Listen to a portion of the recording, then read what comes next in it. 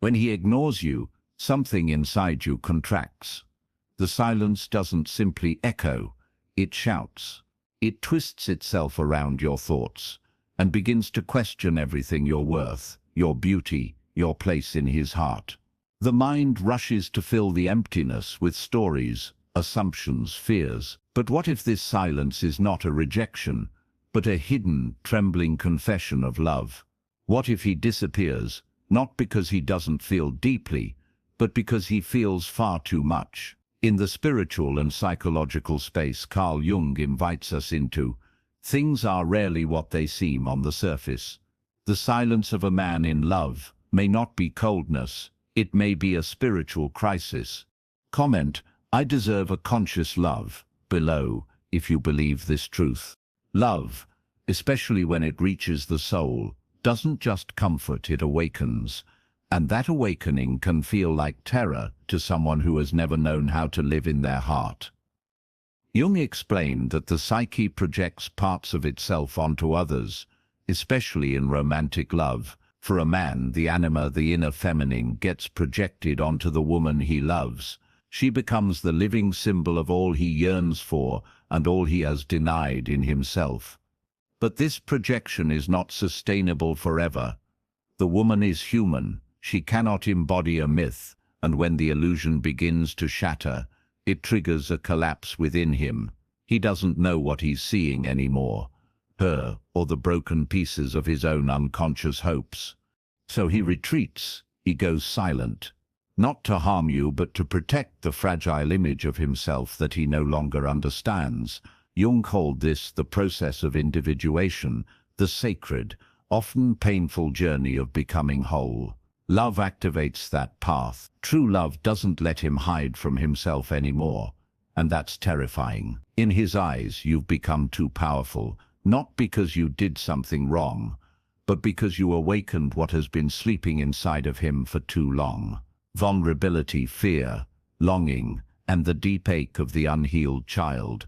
And so the man disappears, not out of malice but because love has touched the part of him that was never ready. The silence you hear is not always emptiness. It's sometimes the sound of someone breaking open. This man may not have the language or the strength to tell you what is happening inside. He doesn't even fully know it himself. What you're feeling isn't rejection, it's resistance. Resistance to love, resistance to transformation. And most of all, resistance to the inner work that love demands.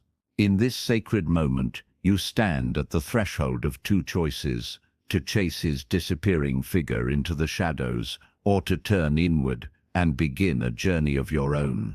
Carl Jung taught us that what remains unconscious in us will eventually appear in our life as fate. When a man truly falls in love, he doesn't just see the woman, he sees his anima, the idealized reflection of his own inner feminine, formed from past experiences, wounds, and buried desires. This is not a deliberate illusion. It is involuntary, ancient, psychological. In you, he sees softness, chaos, nurture, intuition, things he may have long disowned in himself. And suddenly, you become not just someone to love, but someone who activates all he has not yet integrated. To love you, he must also meet himself. And for many, that is the most terrifying meeting of all. This explains why he can hold you so tenderly one day, then turn away the next. The deeper he feels, the more frightened he becomes, not of you, but of what you stir awake in him. You become a mirror, and that reflection is not always kind. He sees not just the beauty of connection, but the fractures in his own being. He may retreat, not because the love is shallow, but because it's too deep, because to step toward you would mean stepping away from the armor he's worn his entire life. Silence, in this sense, becomes his shield. Withdrawal becomes his way of staying in control, of preserving the version of himself that feels safe, even if that version is incomplete. Yet from your side, this silence feels like abandonment. Your body aches for answers, your spirit craves reassurance, It's easy to internalize his disappearance as a statement about your worth. But this is where your own inner work begins. Jung reminds us that we too carry projections. Just as he projects his anima onto you, you may project your own unmet needs, perhaps a lost father, a past betrayal, or a longing to be finally chosen onto him. And so his silence doesn't just hurt because of him. It hurts because it reopens a wound that was already there, a wound that asks not, why is he leaving? But why do I feel unworthy when he does? This is the sacred crisis point in love, the moment when projection dissolves and truth must emerge. If he has disappeared, let him disappear. Let him face the silence he needs. Because now the journey turns to you. What do you see in his absence? What part of you is aching to be healed? Not by his return, but by your own presence. Jung's work wasn't about fixing the other. It was about turning inward, illuminating the darkness and becoming whole. And perhaps his distance is not the end of the story, but the beginning of yours. There is a moment in every woman's life when the absence of a man she loves feels like it will swallow her whole. But this moment, as excruciating as it is, carries the seed of transformation. The awakened woman begins to realize that this void, this terrifying silence, is not just a punishment, but an invitation to meet herself more deeply than she ever has before. Carl Jung would say that this silence is archetypal. It mirrors a collective story playing out through you. The story of the feminine soul awakening in the face of masculine retreat. His disappearance becomes a threshold, a symbolic death that precedes your rebirth. It is here that the woman begins to untangle her projections.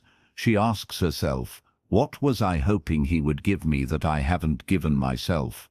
That is the voice of individuation. The longing for him to return transforms into the longing to return to herself. She begins to recognize that she too has shadow, that perhaps she didn't just love him for who he was, but also for who she needed him to be, and in his absence, that illusion begins to crumble. This heartbreak, if held consciously, becomes the alchemical fire that burns away dependence and reveals sovereignty. Still, this doesn't erase the ache. The ache is real. It pulses in the heart. It speaks through dreams. It visits in waves of memory. But now, she doesn't run from the pain. She sits with it. She listens. She learns its language. She allows it to show her the parts of herself she had abandoned, perhaps long before he ever did.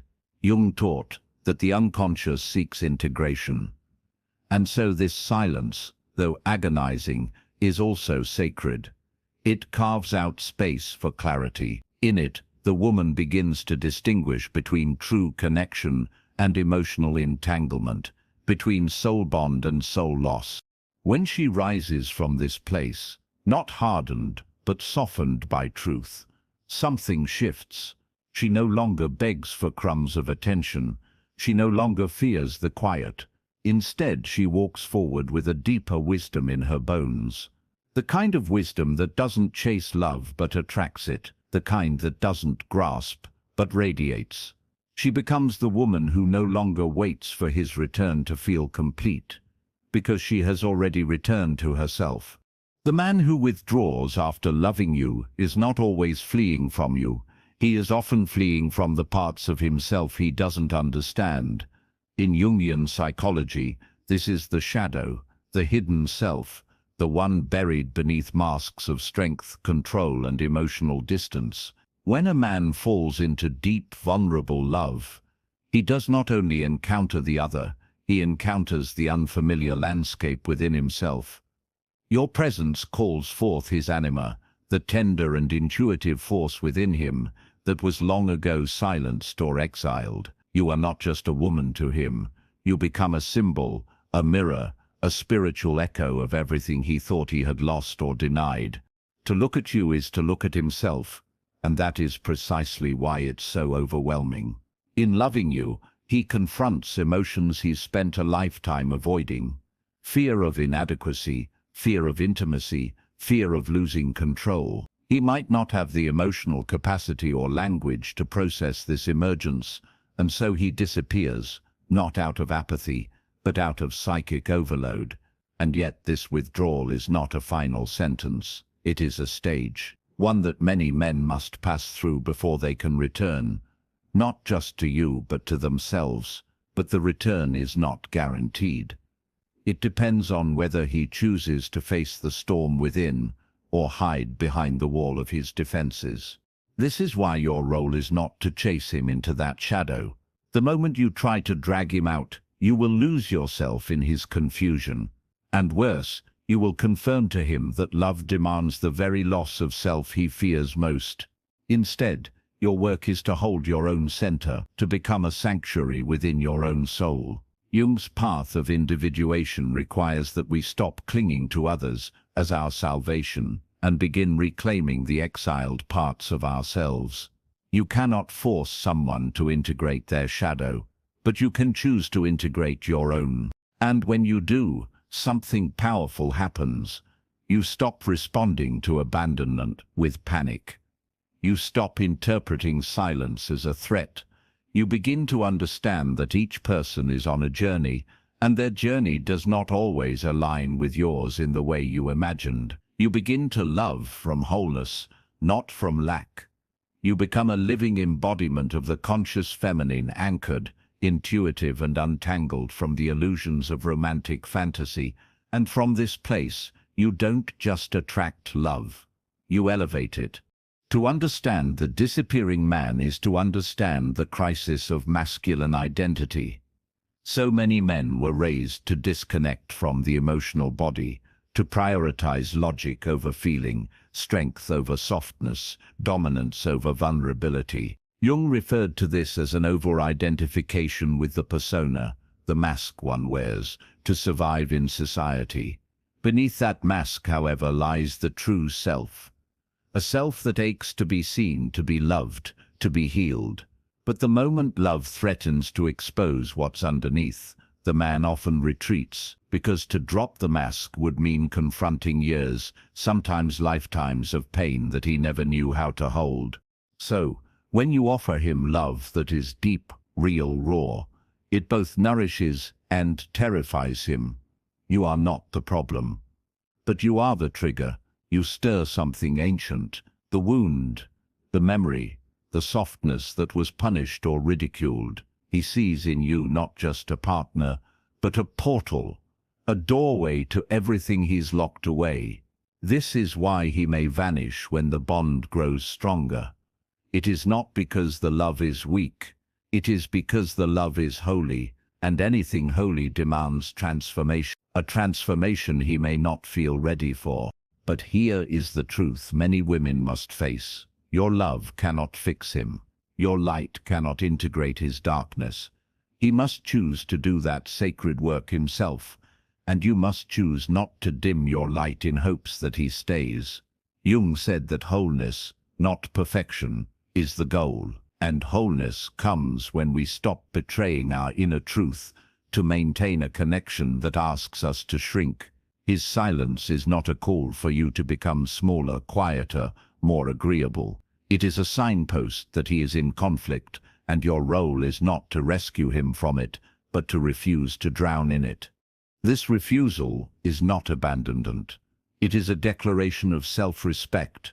A conscious woman does not beg for crumbs of love. She stands, luminous in her own integrity, and says, "Come to me whole," or "Don't come at all." And that stance, though painful, is magnetic, not because it forces his return, but because it honors what is sacred in both of you. The feminine does not chase. She attracts by standing fully in her worth, with open hands and a quiet knowing that true love never demands self-abandonment, and if it does, it was never true love to begin with. There is a turning point in every sacred relationship where fantasy must give way to truth. This moment is rarely comfortable, but it is always necessary. It is the moment when the projections fall, and we are left face to face, not only with the other but with ourselves. For the man who disappears, this moment often comes in the form of inner collapse. His anima, the ideal feminine image he projected onto you, begins to dissolve, and what remains is the mirror of his unmet self. Jung said that we fall in love with what we have yet to integrate, and so the very act of loving you uncovers the absence of his own inner feminine, his intuition, his vulnerability, his emotional depth. These were never truly yours to carry, they were his to awaken. And for the woman there is a similar unveiling.